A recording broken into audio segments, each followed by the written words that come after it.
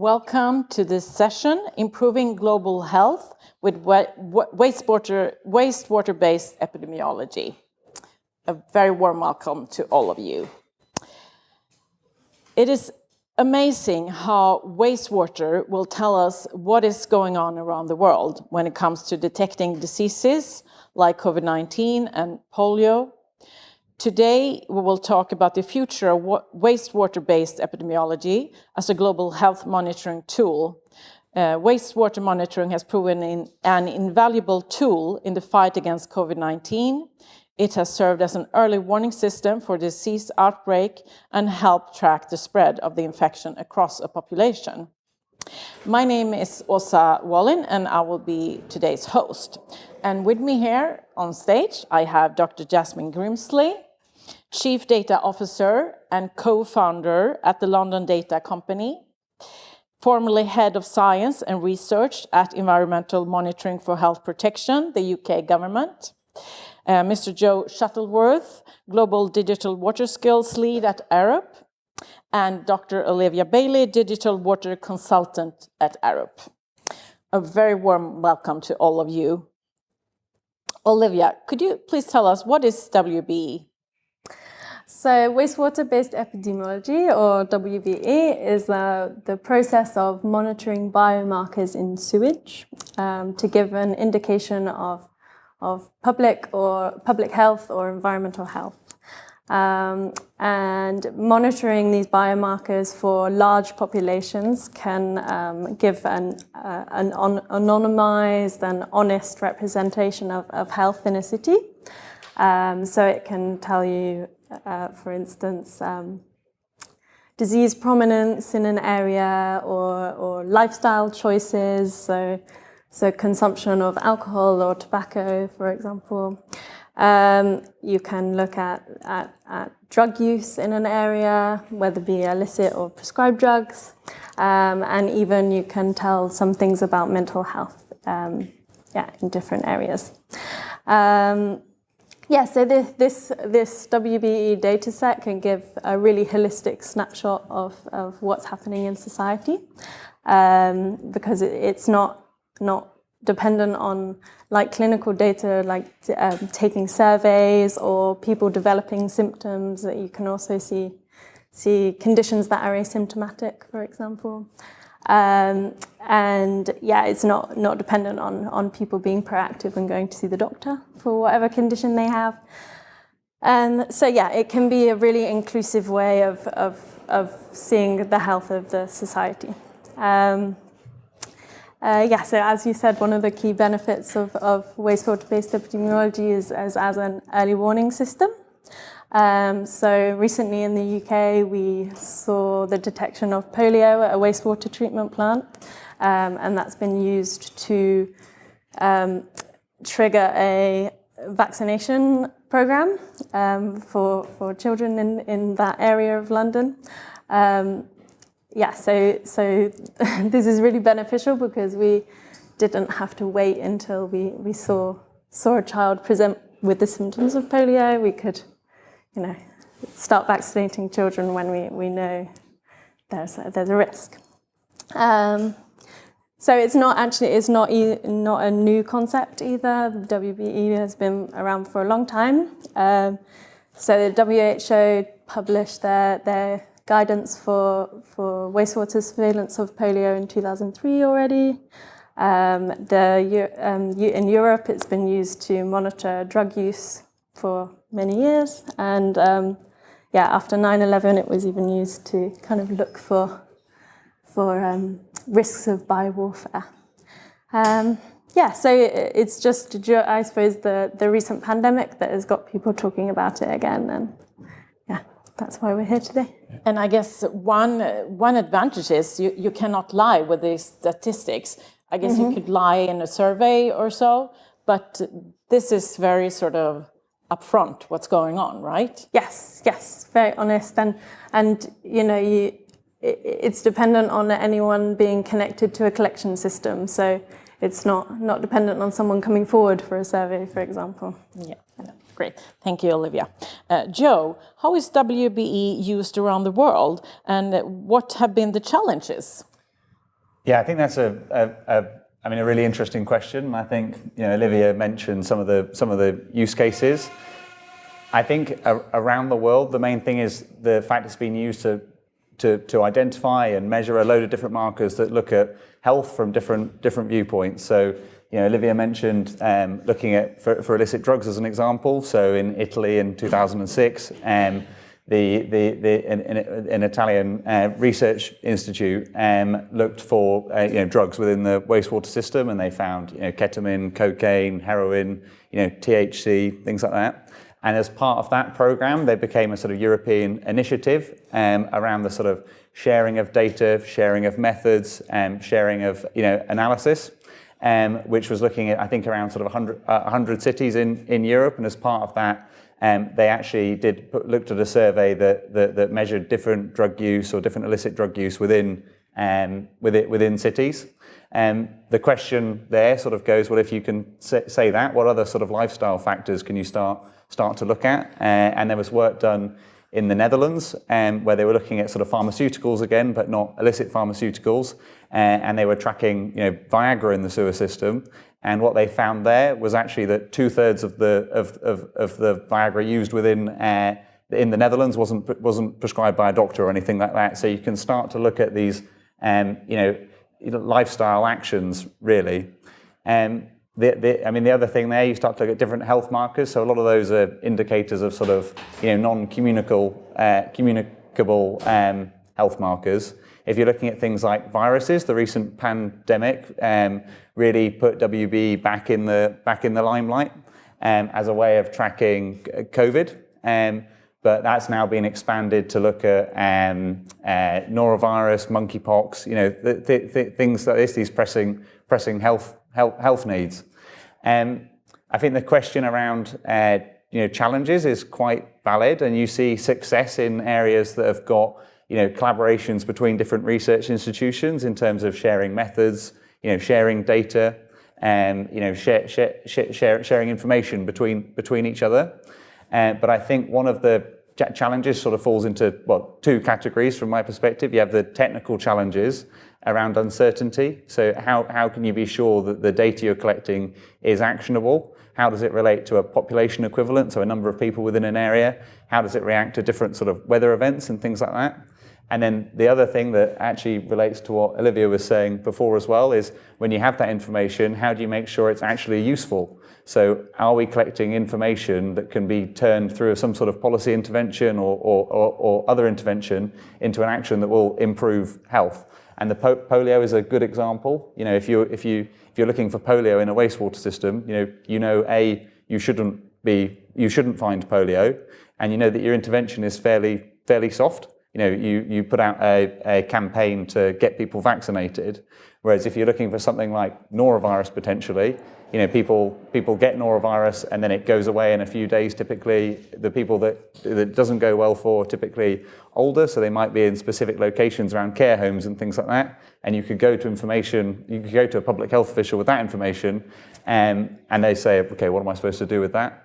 So I think the two challenges are really around making sure that technically you're getting the right information. You're getting the right information across different areas and methods, and that information is communicated in the right way to the right people. Great, thank you, Joe. Jasmine, could you tell us a story where WBE has been useful? So within the UK and within England, we had COVID, just like everybody else, and the same issues as we're seeing in many other nations, where some people in particular socioeconomic groups were less likely to get tested. They couldn't necessarily afford to know they had COVID, and other reasons that make them reticent to testing. So you start getting these pockets and data gaps and areas where you don't really know what the levels of COVID are or what the variants are that are moving around in that community. So we wanted to help identify and make sure that the resources are distributed as fairly as possible over the nation where they're needed. And to do that, you need to understand what is where.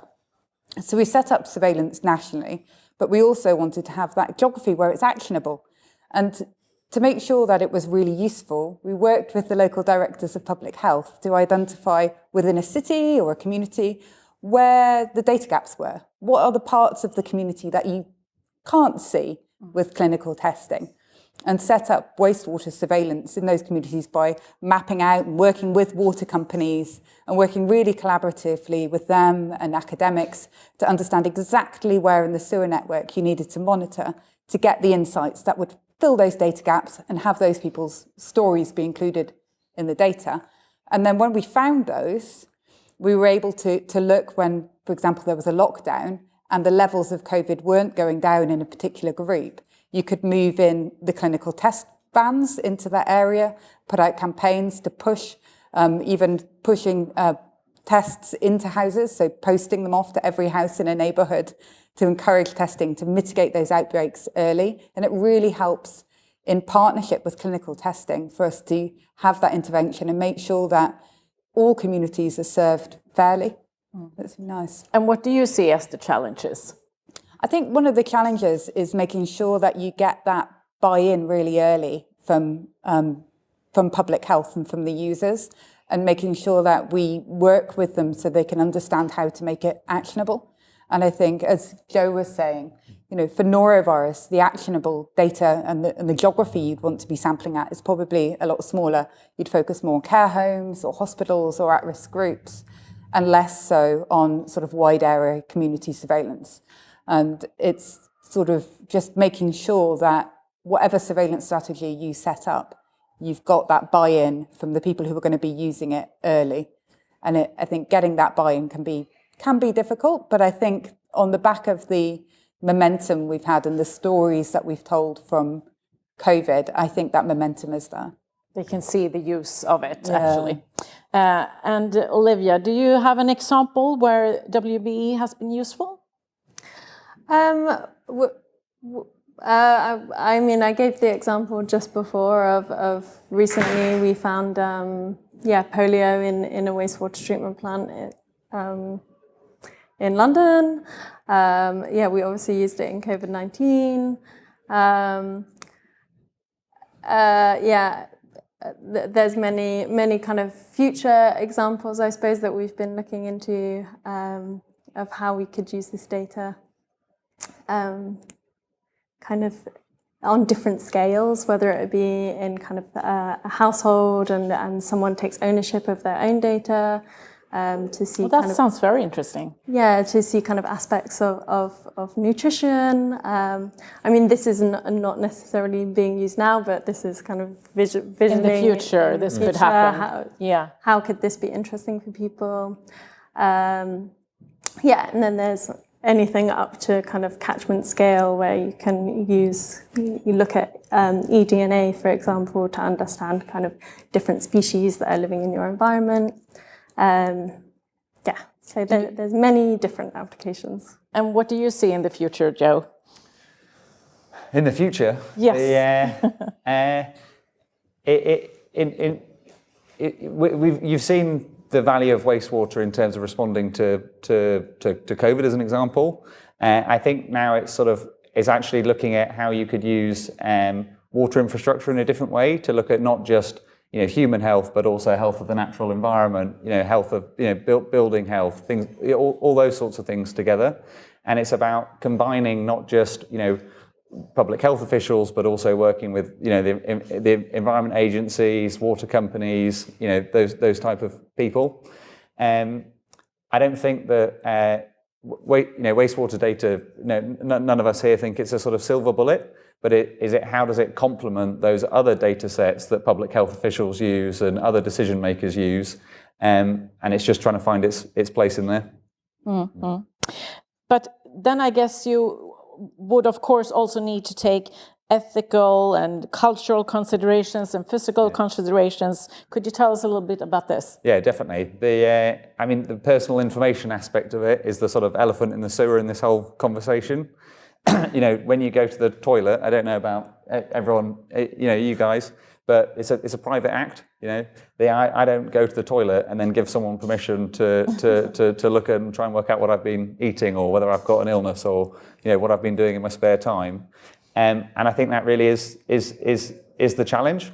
Maybe not everyone wants this No, information. exactly, yeah. And I think that when you think about the use cases, so if you're looking at responding to COVID, there's an obvious public benefit of using this data.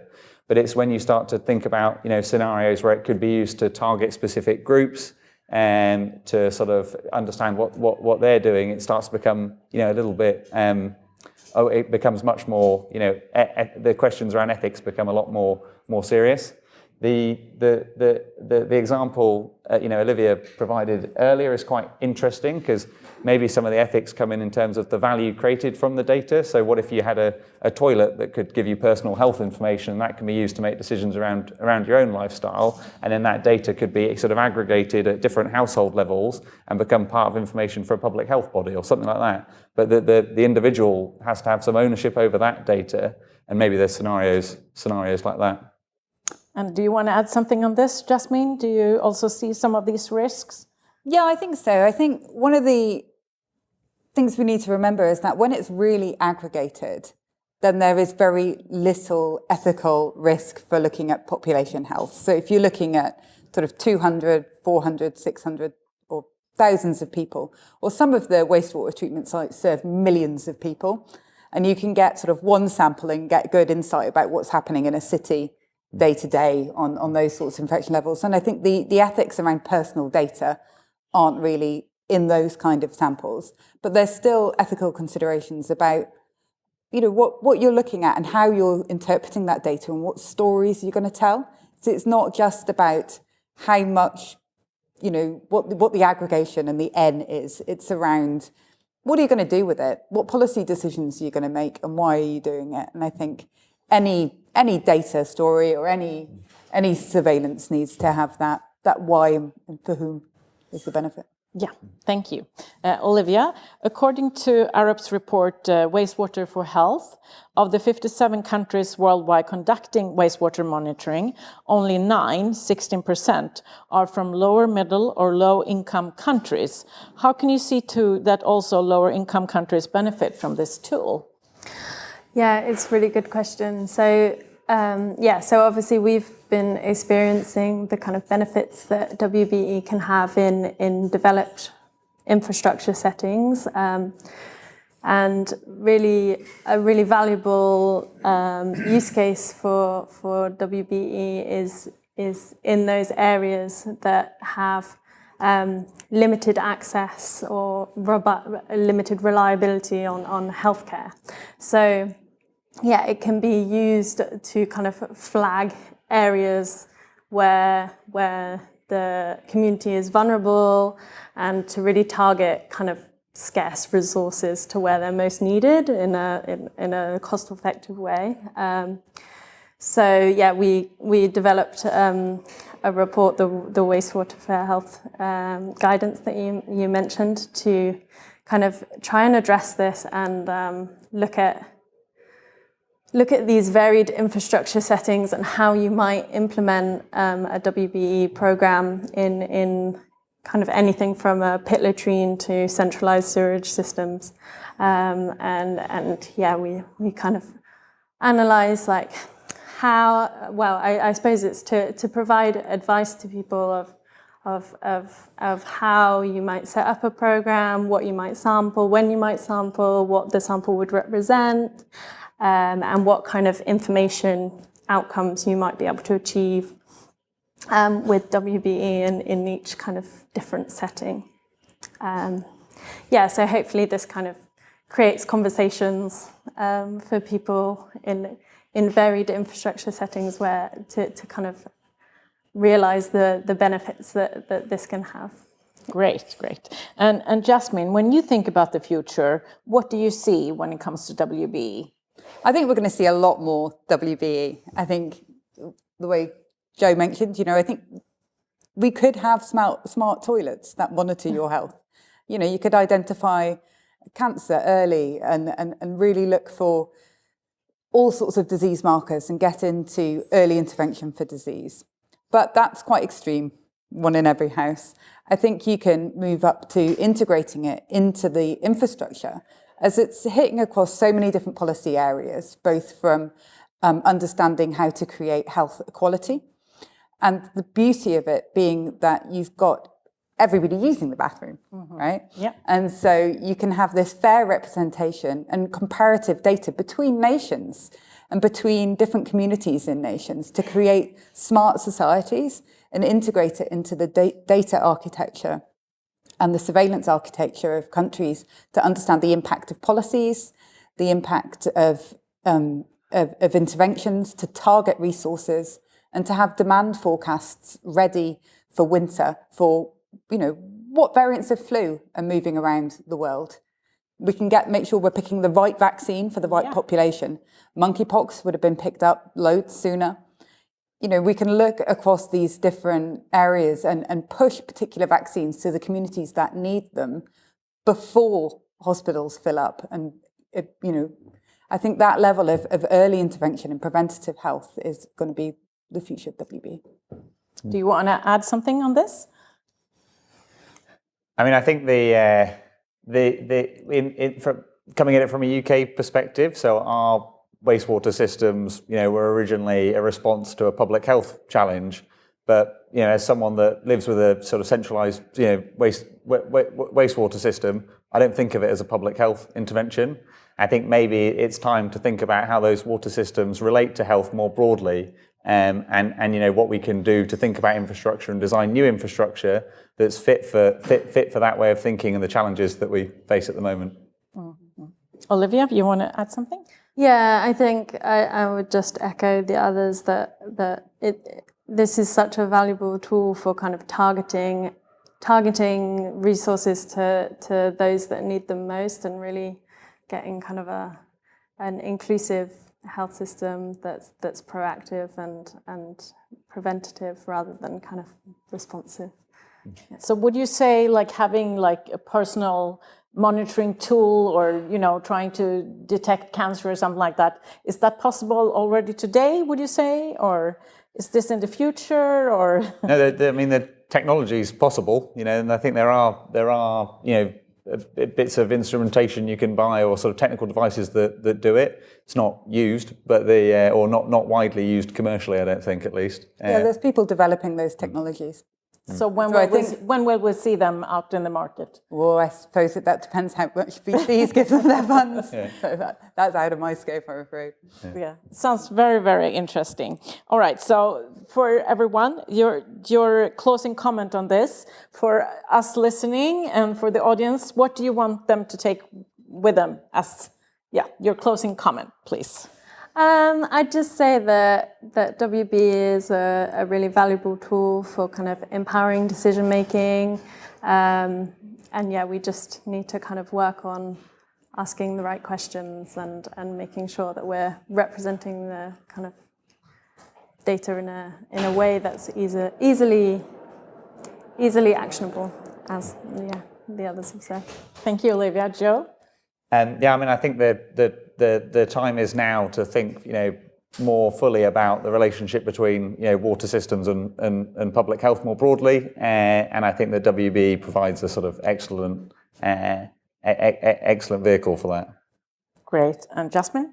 I think we can improve people's life story by understanding public health better and directing resources better at very low cost compared to other surveillance systems, and in a fair way. I think let's just crack on.